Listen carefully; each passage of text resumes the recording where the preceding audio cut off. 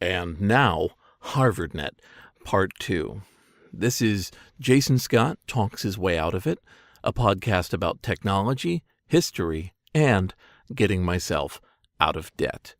Thanks to Jeff Atwood, Daniel Boyd, and the hundreds of other supporters on Patreon and elsewhere who are helping me get out of debt. So I was working for HarvardNet for about a year. It was a weird place to be because, like I said before, it was exciting, dynamic, full of a variety of puzzles and triumphs and tragedies, but also inherently fraudulent. I realized that I couldn't stay there, and I started to look around, and help came in the most unlikely of places. The previous company where I had been working had undergone some changes and been sold from one company to another in a way that made it that it was suddenly flush with cash and going to be the toehold of this company's Northeast strategy. They needed people back, and one of my coworkers had become a manager in the time since and was looking around for talent and realized maybe it was time to reverse poach some of the people who had worked there previously. He came to me, told me that they would be interested in working with me, and I told him, well, I would have to have quite a raise to come back, and he got it. He, in fact, got me an offer of a 6-figure salary. Wow! Going from $65,000 a year to $100,000 in just 300 days? Well, I had other reasons for leaving, but that was one heck of a sweet reward. So I accepted that very generous offer, and I looked forward to moving on. So I resigned from HarvardNet and gave them my 2 weeks' notice and explained that I had a really great offer from my old company and I wanted to go back there. And it was accepted with much aplomb. But even by that period, things were somehow, amazingly, getting even darker at HarvardNet. More people had come in, territory was being marked off, and there were office politics, the likes of which, I hadn't experienced before. There were active attempts to discredit me. I was asked, could I give a couple people technical information about what I was doing? And I certainly sat down with those folks and said that, here's how this works, here's how this works.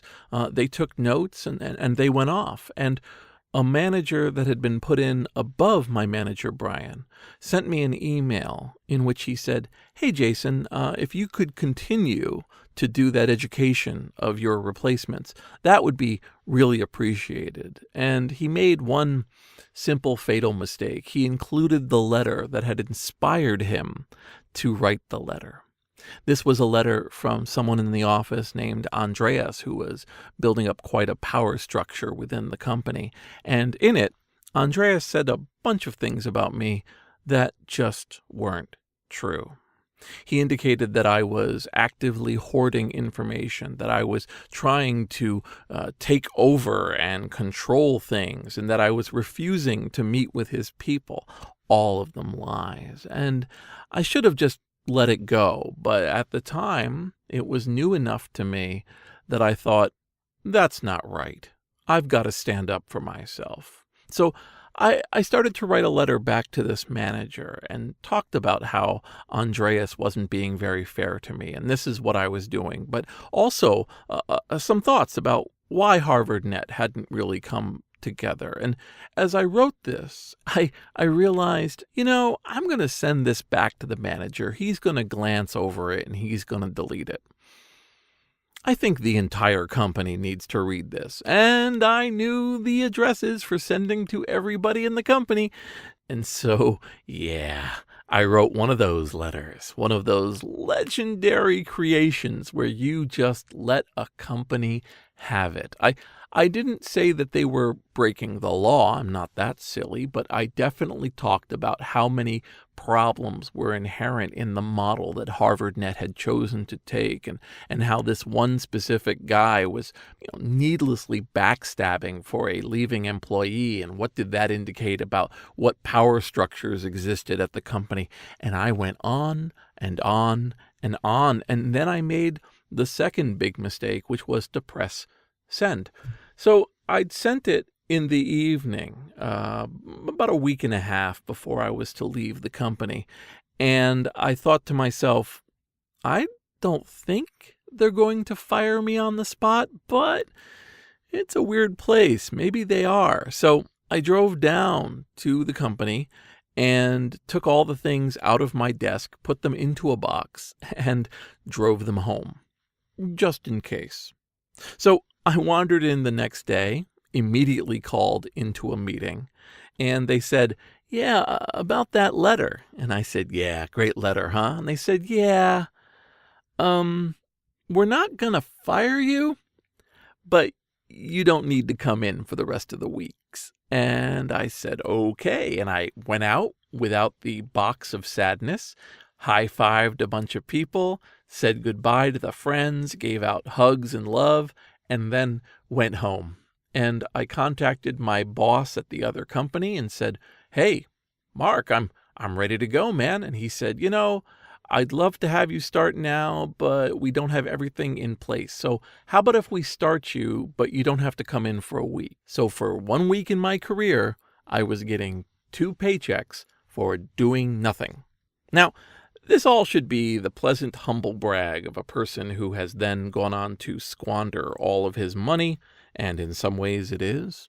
But one of the things that happened after I went back to my old company, which had now been renamed and was part of a startup out of Hawaii, was I started to get stories from other HarvardNet people, both there and having left, about all sorts of weird choices and malfeasance and strange activities going on.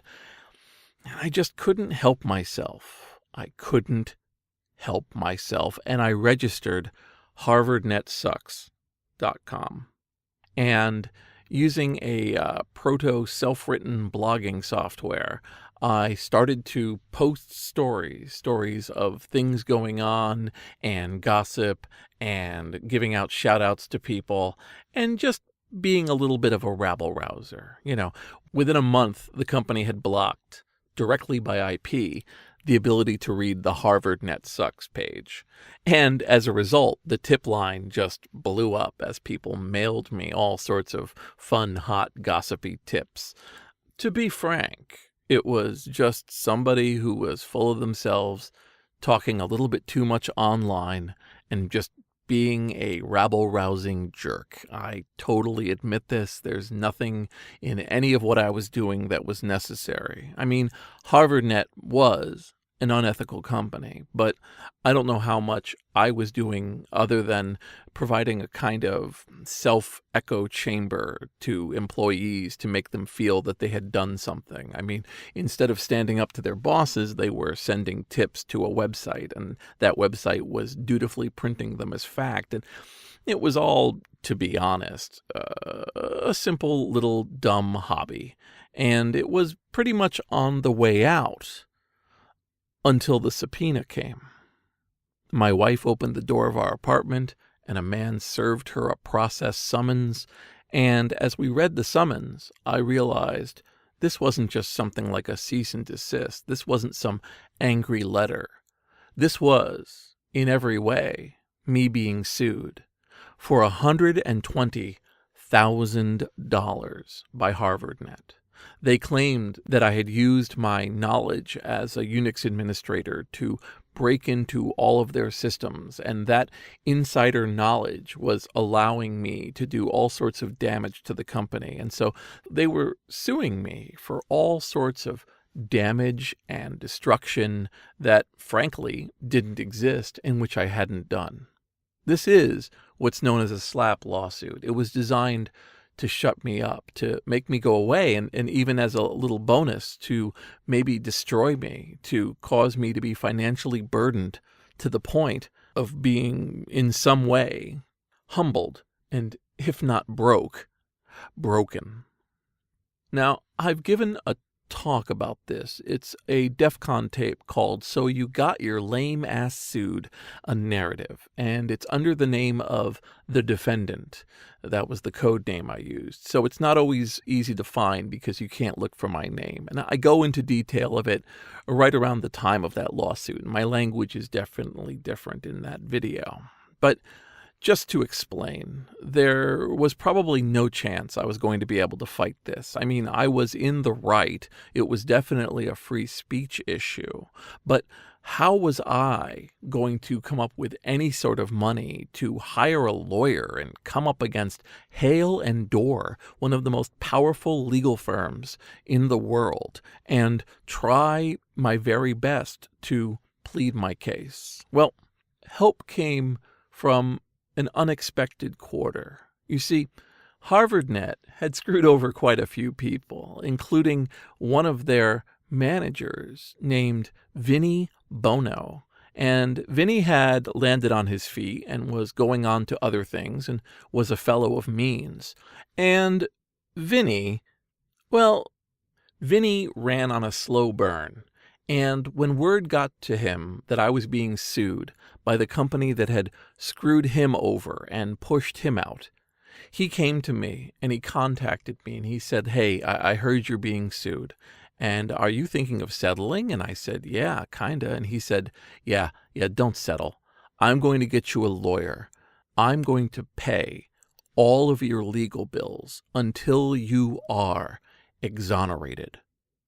It's 18 years later, and I can still remember how I felt when Vinny came out of the sky, this angel of vindictiveness, and said he had my back to the end. Vinny kept to his word. He got me a lawyer. Her name was and is Lucy Loverian, and Lucy sat down with me, went over all of the pieces, got us in touch with some networking experts and people who could testify one way or another involving this case, and started to build a response. And meanwhile, I went on with my day job, knowing that as bills racked up, I could not think about it and focus on my new old job. A priceless gift from Vinny. Now, it turned out that, HarvardNet was in fact doing their best to squash me, especially in light of some of the things I may or may not have known about how the company had set itself up. And there were people on the board of HarvardNet who had hopped in to make a quick buck, people from places like Fidelity Investments and the Boston Globe, who had hosting at HarvardNet with the intention of puffing it up as the kind of place that would take their august institutions and be able to work well with them, and who were very unhappy that somebody would be affecting their reputation as a person running HarvardNetSucks.com might be.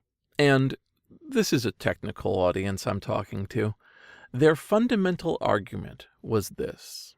On the HarvardNetSucks.com site, when word got out to me that people within HarvardNet couldn't reach me, I noticed in our logs that there was a specific IP address that was connecting to us up to the day that it wasn't, and it had never connected again. And I announced that IP and said, "Oh, that's crazy that IP address has no longer gotten any connections to me.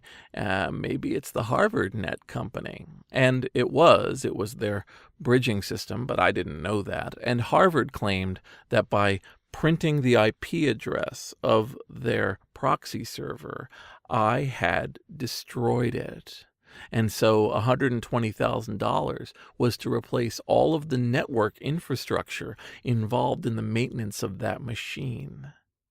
Sounds as stupid as it is, but try to imagine explaining that to a judge who is near retirement with the best technical experts you can, who are doing their darndest to explain it in the most simple way, while a Hale and Dorr lawyer explains it in the most muddying, weird, accusatory way. It was not enjoyable at all. So several rounds of this went back and forth, and along the way, I got an opportunity to do an interview. And there was a columnist who did technology at the Boston Globe, and he contacted me, and we talked about this. And he ended up writing an article about HarvardNet working to silence its critics. And the article was hosted at the Boston Globe, and therefore hosted at HarvardNet. Within about a week, Hale and Dorr dropped the case, totally left it on the ground. And people hear about that and they say, so you won. But in point of fact, it had cost $19,000 for all the legal and related fees. Again, this was something Vinny Bono paid. And I will always thank Vinny forever for reaching out like that. He was the one who paid that money, who covered it, threw it out there, and Vinny knew that that was a defense best served cold. I kept HarvardNetSucks.com up a while after that, but, it was always a weird little lark. It wasn't about being some sort of crusader. It was just a weird little response to a dumb company. But somehow, in that moment, I had learned that there were some pretty dark paths things could go down if I didn't watch it. And I understood the fear that people have when they talk about legal trouble and getting into court and being approached about all sorts of accusations that you have to spend inordinate amounts of cash defending. I learned a lot of things from that case. But I also learned something that was the most important thing of all. Never, never let them shut you up. This is Jason Scott. You've been listening to the Jason Scott Talks His Way Out of It podcast. Thanks to James Bekoyanu, Sam Johnston, Adam Green, and the hundreds of other supporters who have been helping me get out of debt. A little tone shift for my previous episodes, but I thought I would share that story because it really was formative to me, and it taught me a lot both about the legal system, but before that, it also taught me how truly arbitrary a lot of the engineering we take for granted really is. I mean, I'm sure HarvardNet was a particularly bad ISP, but I can imagine how many networks and machines and data centers must have run at the time, while we also promised the moon and the stars. And ever since then, I've actually had a real fascination at seeing the place behind the marketing. Places like Atari and Sega and IBM and Digital and Rand Corporation, seeing the actual building, the place that is being portrayed in the extensive marketing and image building, and then comparing it to what really was.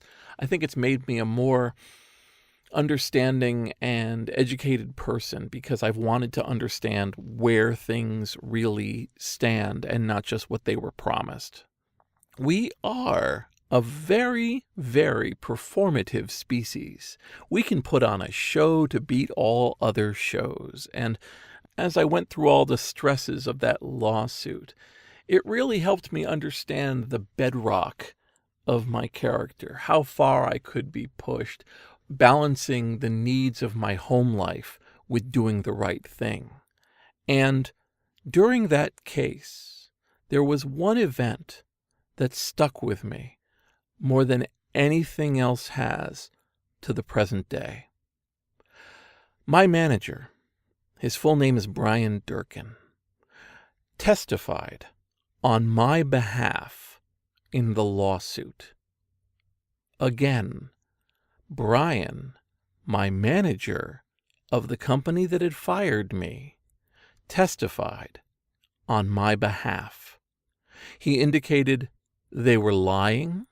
He indicated that there was no way the damage could be what it was, and that it was very unlikely I had any sort of insider knowledge.